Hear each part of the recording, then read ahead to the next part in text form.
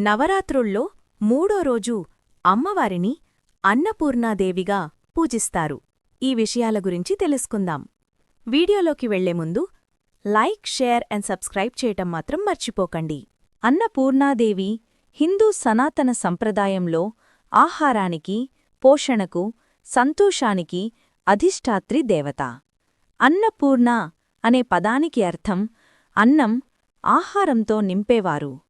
ఈ అమ్మవారు భగవాన్ శివుని సహచరురాలు, పార్వతీదేవి అవతారం. రూపవివరణ: తలపై బంగారు కిరీటం, ఎడమచేతిలో పాత్రలో అన్నం, కుడిచేతిలో చంచు లేదా పట్టి. శివుడు స్వయంగా ఆ అమ్మవారి దగ్గర భిక్ష తీసుకుంటూ చిత్రీకరించబడతాడు. ఆరాధన ప్రత్యేకత: అన్నపూర్ణాదేవిని పూజిస్తే అన్నదానం, సంపద, కరుణ, దయ, సంతృప్తి కలుగుతాయి. అన్నదానం ఈ అమ్మవారి ప్రీతిపాత్రమైన సేవగా ప్రసిద్ధమైన మంత్రం అన్నపూర్ణే సదాపూర్ణే శంకర ప్రాణవల్లభే జ్ఞానవైరాగ్య సిద్ధ్యర్థం భిక్షాందేహీ చ పార్వతీ.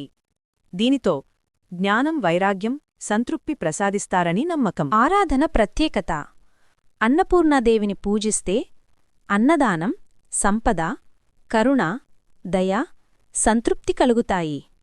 అన్నదానం ఈ అమ్మవారి ప్రీతిపాత్రమైన సేవగా భావించబడుతుంది. ఈ వీడియో గనుక మీకు నచ్చినట్లయితే సబ్స్క్రైబ్ చేయండి, లైక్ అండ్ షేర్ చేయండి.